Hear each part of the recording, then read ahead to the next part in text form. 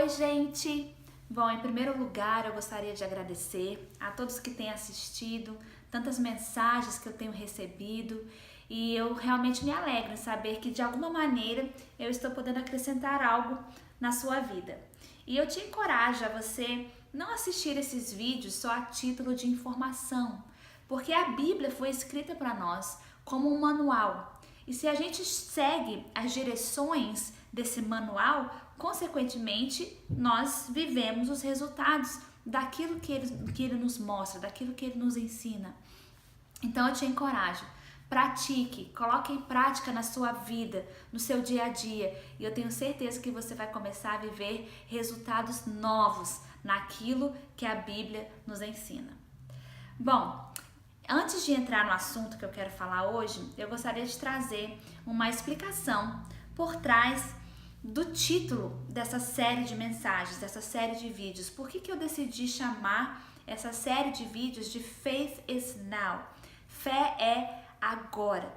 No nosso vídeo passado, a gente falou um pouco a respeito da definição de fé e de como a nossa fé não pode estar baseada naquilo que as coisas naturais gritam para nós todos os dias. Mas a nossa fé precisa estar baseada naquilo que Deus diz, naquilo que sai da boca de Deus.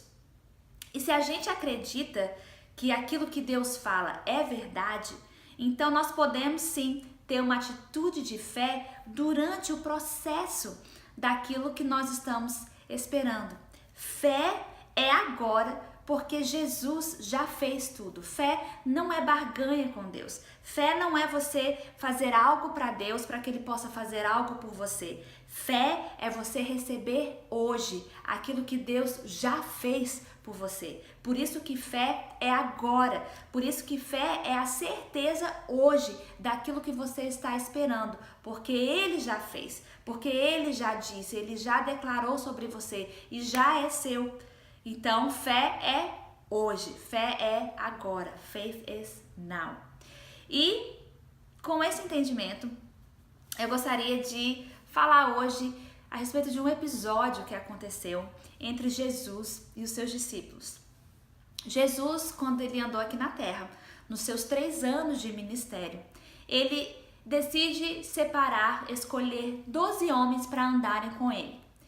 E é muito engraçado porque Jesus, ele escolhe 12 homens de backgrounds completamente diferentes. Eles eram homens que tinham profissões diferentes, eles eram de níveis sociais diferentes, eles tinham habilidades diferentes, eles tinham personalidades diferentes.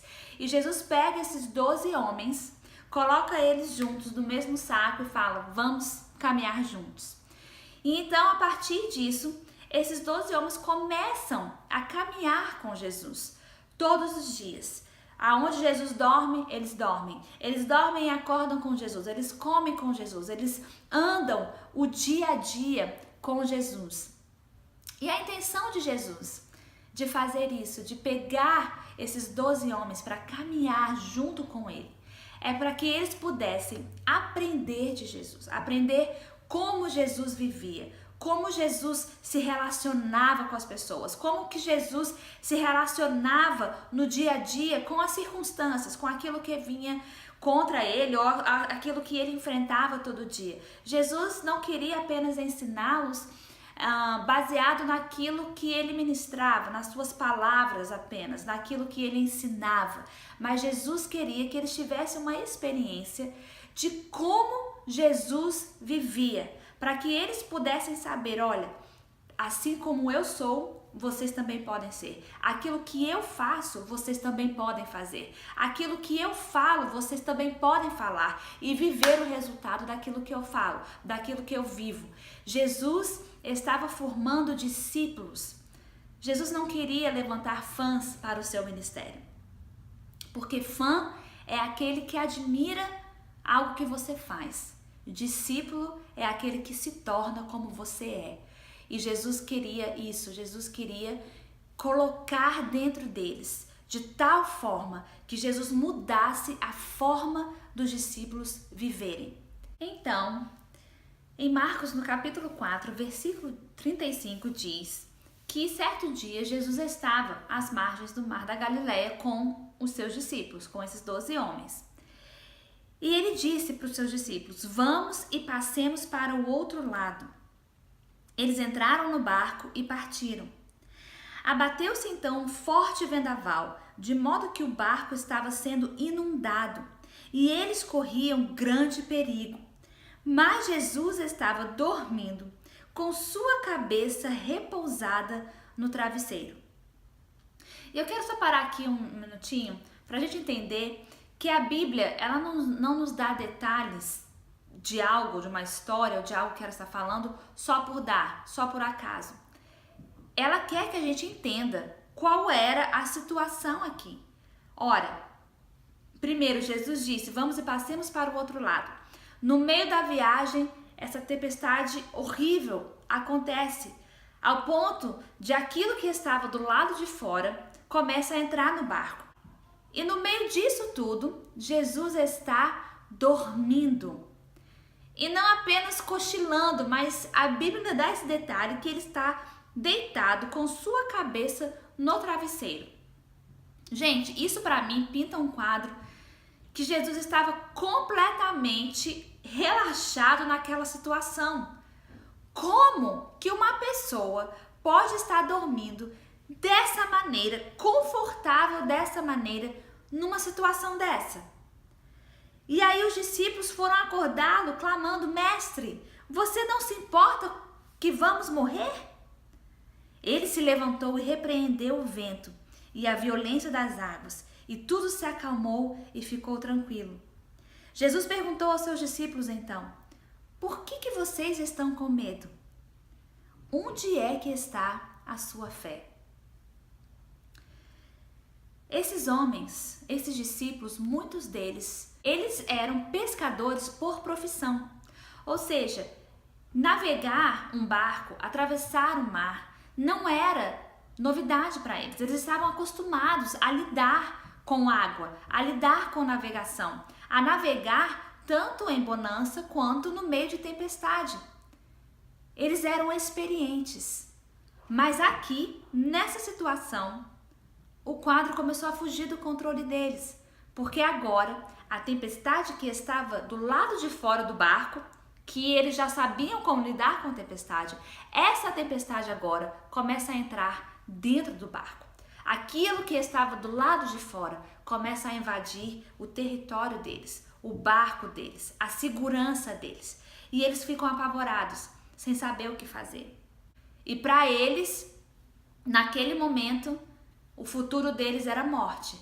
Pronto, estava tudo acabado. Isso me diz que a nossa vida não pode estar baseada em experiência, na sua experiência ou na experiência que os outros tiveram. Baseie a sua vida naquilo que Jesus fala. Porque, gente, antes deles entrarem no barco, Jesus falou para ele: vamos e passemos para o outro lado. A intenção de Jesus, antes deles entrarem no barco, era que eles fossem chegar do outro lado. A intenção de Jesus não era que eles fossem morrer no meio do mar. Jesus falou: nós vamos passar para o outro lado.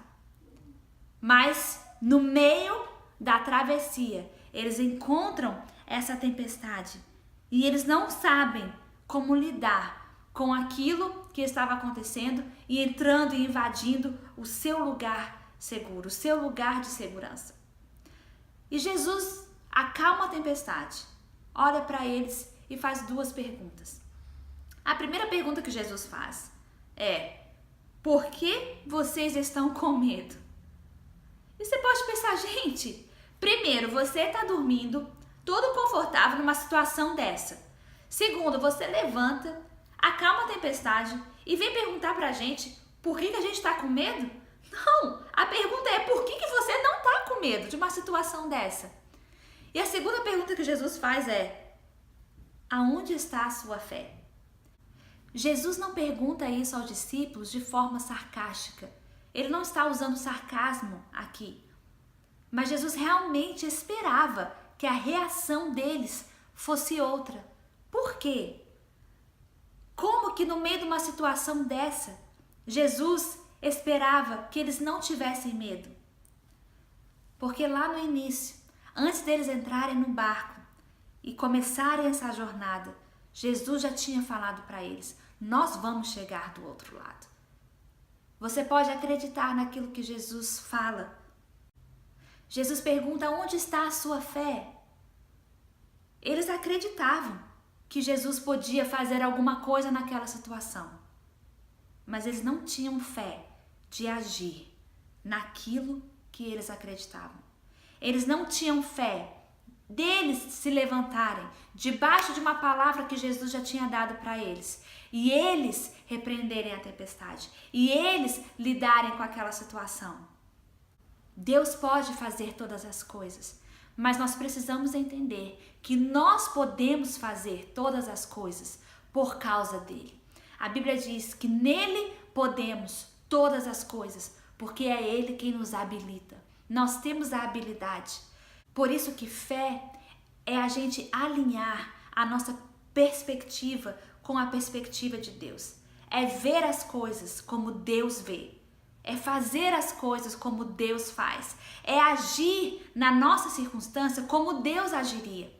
E com essas perguntas de Jesus, ele esperava que os discípulos tomassem essa ação. E, gente, vocês acham? Se os discípulos tivessem feito o que Jesus fez, não teria funcionado? Claro que teria. Jesus esperava que eles andassem debaixo daquilo que ele já tinha falado ser verdade sobre a vida deles. A promessa e a presença de Jesus sempre serão suficientes para nós.